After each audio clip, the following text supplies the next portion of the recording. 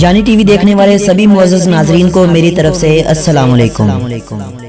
دوستو، جب Soviet union کا اتحاد ختم ہوا تو اس اتحاد کے ختم ہونے کی ایک وجہ تاجکستان سے افغانستان میں حملہ کرنا تھا۔ چونکہ تاجکستان اس وقت روسی اتحاد کا حصہ تھا اور تاجکستان کی جنوبی سمت سے پاکستان کی دوری صرف 16 کلومیٹر تھی اور آج بھی 16 کلومیٹر ہی ہے، یعنی روسیوں کی نظریں افغانستان پر نہیں بلکہ گرم پانیوں یعنی پاکستان کی بندرگاہوں پر تھی۔ پھر روس کے ساتھ جو ہوا وہ تو پوری دنیا نے دیکھا۔ روسی اتحاد کے بڑے بڑے پہلو اس سے الگ ہوئے اور کئی نئے ممالک وجود میں آئے۔ ان نئے بننے والے ممالک میں سے ایک تاجکستان بھی تھا۔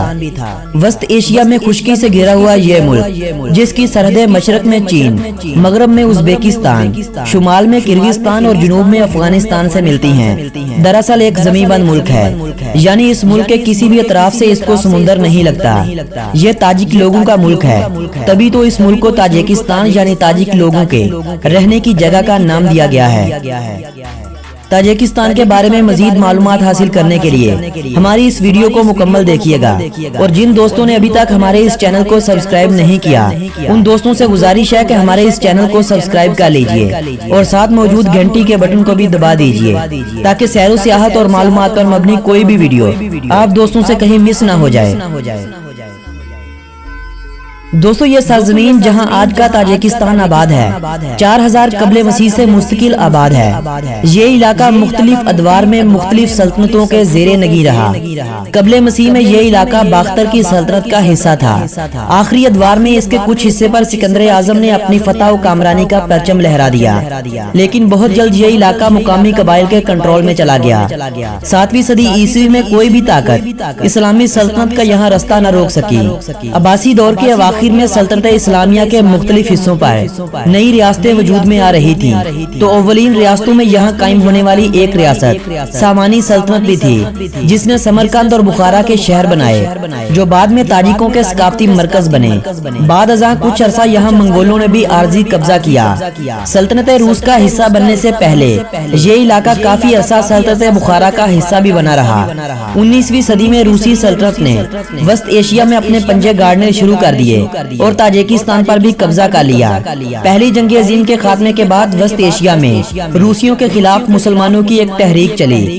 اس تحریک یعنی بسماچی تحریک نے ریڈ آرمی کے خلاف زبردست مزاحمت کی، لیکن روسیوں کی طرف سے اس تحریک کو بالکل کچل دیا گیا اور یہ علاقہ روسی اتحاد کا حصہ بن گیا۔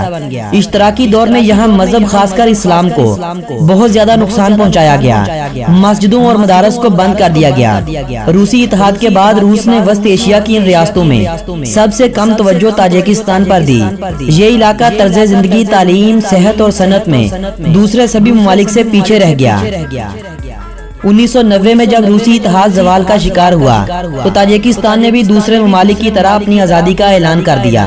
پاکستان اور ترکی دنیا کے ان ممالک میں سے ایک تھے جنہوں نے سب سے پہلے تاجکستان کی آزادی کو تسلیم کیا تھا۔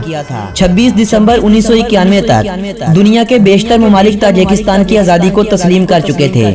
2 مارچ 1992 کو اقوام متحدہ نے بھی اس ملک کی آزادی کو تسلیم کر لیا، لیکن اس عرصے کے دوران یعنی صرف 1.5 سال کے عرصے کے دوران اس ملک نے تاریخ کی وہ خانہ جنگی دیکھی جو نہ تو پہلے کبھی دیکھی تھی اور نہ ہی شاید دوبارہ کبھی دیکھے۔ خانہ جنگی کے اس دور میں مختلف قبائل آمنے سامنے ہوئے۔ غیر مسلم آبادی جو زیادہ تر روسیوں اور یہودیوں پر مشتمل تھی ملک سے ہجرت کر گئی۔ 1992 میں انتخابات ہوئے تو امام علی رحمان برسر اقتدار آئے جو اب تک ملک کے حکمران ہیں۔ 1999 میں دوبارہ انتخابات ہوئے تو اس بار بھی جیت امام کا مقدر بنی۔ چاروں طرف سے خشکی سے گھرا ہوا یہ ملک وسط ایشیا کا رقبے کے حوالے سے سب سے چھوٹا ملک ہے۔ ملک کا زیادہ تر حصہ پہاڑوں پر مشتمل ہے۔ ملک کا کل رقبہ 1,43,100 مربع کلومیٹر ہے۔ اپنے رقبے کے حوالے سے اس ملک کا پوری دنیا میں 94ویں نمبر پر شمار کیا جاتا ہے۔ ملک کی کل آبادی 89,30,000 افراد ہے۔ آبادی کے حوالے سے ملک کا شمار دنیا کے 96 نمبر پر آنے والے ملک کے طور پر کیا جاتا ہے۔ +992 اس ملک کا کنٹری کوڈ ہے اور .TJ اس ملک کا کنٹری ڈومین نیم ہے۔ یہ ملک پاکستان کے شمال میں واخان کوریڈور سے پاکستان اور تاجکستان کے درمیان صرف 16 کلومیٹر کی دوری پر واقع ہے، لیکن دونوں ممالک کے درمیان ٹائم کا کوئی بھی ڈیفرنس نہیں ہے۔ دونوں ممالک 2008 سے باقاعدہ اپنی تجارت کو فروغ دے رہے ہیں، لیکن دونوں ممالک کے درمیان جب تک افغانستان کا مسئلہ حل طلب پڑا ہے، یہ اپنی تجارت کو عروج پر نہیں لے کر جا سکتے۔ اسی راستے سے تاجکستان پاکستان اور ایران کو سستی بجلی دینے کا وعدہ کرتا ہے، تو پاکستان بھی اسی راستے سے بذریعہ ٹرین وسط ایشیائی ممالک میں اپنے تعلقات کو مضبوط کرنے کا عزم لیے پھرتا ہے، اور دونوں ممالک اب بہت جلد افغانستان کے مسئلے کو حل ہوتا دیکھ بھی رہے ہیں اور آپسی تعلقات کو بہتر ہوتے بھی دیکھ رہے ہیں۔ پاکستان میں کم و بیش 12 لاکھ تاجک آباد ہیں۔ یہ تاجک تاجکستان کی آزادی کے بعد ہونے والی خانہ جنگی کے دوران پاکستان میں منتقل ہو گئے تھے۔ کچھ تو ملک کے حالات کے باعث یہاں چلے آئے تھے، ان میں سے کچھ تو حالات صحیح ہونے کے بعد واپس چلے گئے، لیکن زیادہ تر پاکستان کے شمالی علاقہ جات جن میں چترال اور گلگت کا علاقہ ہے وہیں بس گئے۔ روسی اتحاد سے آزادی کے بعد کچھ عرصہ تو اس ملک میں روسی روبل کا استعمال ہوتا رہا، لیکن بعد ازاں تاجکستانی روبل متعارف کروا دیے گئے، لیکن اکتوبر 2000 عیسوی میں روبل کو ختم کرتے ہوئے ملکی کرنسی کو سومونی کا نام دیا گیا۔ یہ نام تاجک قوم کے باپ اسماعیل سامانی کے نام پر کرنسی کو دیا گیا تھا، جو 10ویں صدی میں تاجکستان کے حکمران گزر چکے تھے۔ آج تاجکستان کا 1 سومونی 17 پاکستانی روپوں جبکہ 7.30 انڈین روپوں کے برابر ہے۔ 5ویں صدی قبل مسیح میں آباد ہونے والا دوشنبے نامی شہر آج تاجکستان کا دارالحکومت ہونے کے ساتھ ساتھ اس ملک کا سب سے بڑا شہر ہونے کا بھی اعزاز رکھتا ہے۔ 124 مربع کلومیٹر رقبے پر پھیلا ہوا یہ شہر آج 7,80,000 لوگوں کا مسکن بنا ہوا ہے۔ دوشنبے کے بعد ملک کا دوسرا سب سے بڑا شہر خوجند ہے، جہاں کم و بیش 2 لاکھ افراد رہائش پذیر ہیں۔ فارسی زبان کی ایک قسم تاجک زبان آج تاجکستان کی سرکاری زبان ہونے کا اعزاز رکھتی ہے۔ عام بول چال اور کاروبار کے لیے آج بھی روسی زبان کا استعمال ہوتا ہے۔ سال 2009 سے پہلے سرکاری سطح پر بھی روسی زبان کا باقاعدہ استعمال ہوتا تھا، لیکن سال 2009 کے بعد یہ اختیارات تاجک زبان کے پاس چلے گئے۔ تاجکستان اپنے دوسرے ہمسایہ ممالک سے معیشت میں کافی پیچھے ہے اور ملک میں غربت بھی زیادہ ہے، مگر ان سب کے باوجود تاجکستان میں تعلیم کی شرح 99% ہے۔ تعلیم کی طرف عوام کے اس لگاؤ کے پیچھے سوویت دور میں فری اور اعلیٰ تعلیم کا وہ نظام آج بھی کار فرما ہے جسے روسیوں نے یہاں اپنے آخری دور میں متعارف کروایا تھا۔ صحت کے حوالے سے اس ملک میں ابھی بہت نئے اقدامات کرنے کی ضرورت ہے۔ انسانوں کی اوسطن عمر یہاں 68 سال کے قریب ہے۔ سنی مسلم اس ملک میں سب سے زیادہ آباد ہیں۔ مسلم آبادی کے 97% لوگ مسلمان ہیں۔ 1.5% مسیحی آبادی بھی یہاں آباد ہے، اور باقی 1.5% میں آپ کو دوسرے کئی مذاہب سے جڑے لوگ نظر آئیں گے۔ کشتی کی ایک قسم گشتی گیری اس ملک کی قومی کھیل ہے۔ ملک کی دوسری سب سے مقبول کھیل بزکشی ہے۔ اس کھیل کو کھیلنے کا انداز پولو کی طرح ہوتا ہے، لیکن اس میں بال کی جگہ ایک مری ہوئی بکری کا استعمال کیا جاتا ہے۔ ملک کی تیسری سب سے مقبول کھیل فٹ بال ہے۔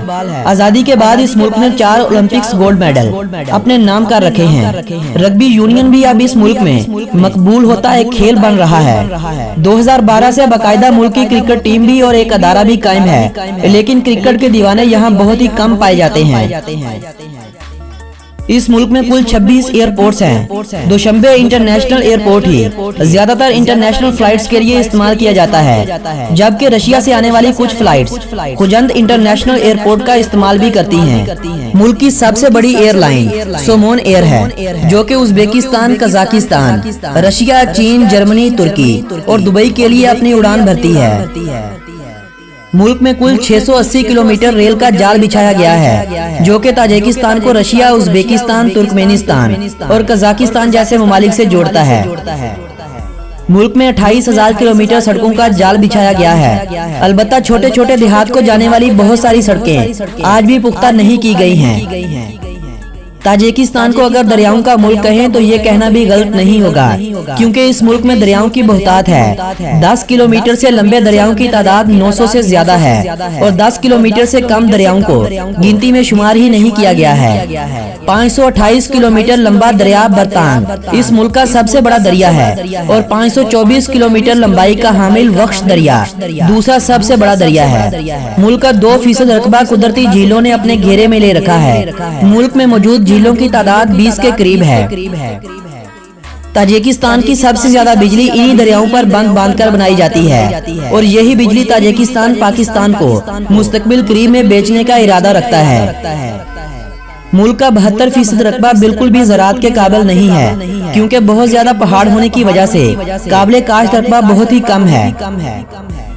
تاجک لوگ زیادہ تر روس میں جا کر کام کاج کرتے ہیں اور اپنے گھروں میں پیسے بھیجتے ہیں۔ ملک میں آمدنی کا سب سے بڑا ذریعہ کپاس کی فصل اور ایلومینیم کی پیداوار ہے۔ سبزیوں پھلوں کی کاشت بھی یہاں بڑے پیمانے پر کی جاتی ہے۔ تاجکستان اپنی خوراک کی ضرورت کا تقریباً 50% حصہ آج بھی امپورٹ کرتا ہے۔ ملک میں سونے اور چاندی کے ذخائر بھی موجود ہیں۔ مختلف پرائیویٹ کمپنیوں کو حکومت نے ٹھیکے بھی دے رکھے ہیں، مگر ایلومینیم کی صنعت حکومت کی اپنی تحویل میں ہے۔ وسطی ایشیا کا سب سے بڑا ایلومینیم کا پلانٹ بھی اسی ملک میں قائم ہے۔ آج تاجکستان میں غربت کا خاتمہ ہو رہا ہے۔ ملک ترقی کی راہ پر گامزن ہے اور اس ترقی میں ایک بڑا کردار سیاحت کے شعبے کا بھی ہے۔ سال 2018 میں 1 ملین سے زیادہ لوگ اس ملک میں سیر کے لیے گئے تھے اور حکومت اس شعبے میں مزید تبدیلیاں بھی کر رہی ہے۔ پاکستانیوں اور بھارتیوں کو اس ملک میں جانے کے لیے ویزے کی ضرورت تو ہوتی ہے، لیکن اب یہ سہولت دستیاب ہے کہ گھر بیٹھے اس ملک کا ای ویزا اپلائی کرتے ہوئے آپ اس ملک کا ویزا صرف $50 میں حاصل کر سکتے ہیں۔ ایلم ٹری اس ملک کا قومی درخت ہے۔ آپ اس درخت کی علامت کو تاجکستان کے قومی پرچم کے درمیان میں بھی دیکھ سکتے ہیں۔ آئرس کا پھول اس ملک کا قومی پھول ہے۔ باز اس ملک کا قومی پرندہ ہے۔ ہرنوں کی ایک قسم غزال اس ملک کا قومی جانور ہے۔ تاجکستان کے بارے میں اگر دلچسپ حقائق کی بات کی جائے تو ملک کی 50% آبادی زراعت کے پیشے سے وابستہ ہے۔ تاجکستان کے دارالحکومت دوشنبے میں لگا فلیگ دنیا کا دوسرا سب سے اونچا فری سٹینڈ فلیگ ہے۔ تاجکستان میں 2 یونیسکو ہیریٹیج سائٹس بھی ہیں۔ دنیا کا عظیم تجارتی رستہ جسے سلک روٹ یعنی شاہراہ ریشم کہا جاتا ہے، اسی ملک سے گزر کر دنیا کو چین سے ملاتا ہے۔ تاجکستان کی 99% بجلی کی ضرورت کو ہائیڈرو پاور سسٹم سے پورا کیا جاتا ہے۔ تاجکستان میں بنا نوریک ڈیم دنیا کا سب سے اونچا اور دنیا کا دوسرا سب سے لمبا ڈیم ہے۔ تاجکستان کے صدر کے بیٹے کی سال 2007 میں شادی ہوئی، جس میں صدر امام علی رحمان نے گانا بھی گایا اور ڈانس بھی کیا۔ کسی نے ویڈیو بنا کر یوٹیوب پر ڈال دی۔ حکومت کی طرف سے یوٹیوب کو متعلقہ ویڈیو ہٹانے کی درخواست کی گئی۔ عمل نہ کرنے کی صورت میں یوٹیوب کو تاجکستان میں بین کر دیا گیا تھا، جسے کافی عرصے بعد دوبارہ کھولا گیا تھا۔ تاجکستان کی 32% آبادی پاورٹی لائن سے نیچے زندگی گزارنے پر مجبور ہے۔ تاجکستان اپنے ملک میں استعمال ہونے والی گیس کا ایک بڑا حصہ ازبیکستان سے خرید کرتا ہے۔ گرین ٹی تاجکستان کا نیشنل ڈرنک ہے۔ تاجکستان کے کھانے روسی، افغانی اور ازبیک کھانوں سے ملتے جلتے ہوتے ہیں۔ پلاؤ تاجکستان کی نیشنل ڈش ہے۔ تاجکستان کا زیادہ تر علاقہ پہاڑی ہونے کی وجہ سے یہ سرزمین ہمیشہ سے زلزلوں کی زد میں رہی ہے، اور یہ بھی ایک حقیقت ہے کہ جتنا جانی نقصان اس ملک میں قدرتی آفات سے ہوا ہے، اتنا کبھی کسی جنگ سے نہیں ہوا۔ دوستو، یہ تھی تاجکستان کے بارے میں دلچسپ معلومات پر مبنی ایک معلوماتی اور تفریحی ویڈیو۔ اگر یہ ویڈیو آپ لوگوں کی معلومات میں اضافے کا سبب بنی ہو تو اس ویڈیو کو اپنے عزیز و احباب کے ساتھ واٹس ایپ اور فیس بک وال پر شیئر کرتے ہوئے اپنی پسندیدگی کا اظہار لازمی کیجیے گا۔ میری حوصلہ افزائی کے لیے اس ویڈیو کو لازمی لائک کر دیجیے گا۔ اگلی ویڈیو کس ملک کے بارے میں ہونی چاہیے، اپنی رائے کا اظہار بذریعہ کمنٹ ہمارے ساتھ کرتے رہیے۔ آپ دوستوں سے ملاقات ہوگی ایسی ہی کسی معلوماتی ویڈیو کے ذریعے۔ اللہ نگہبان۔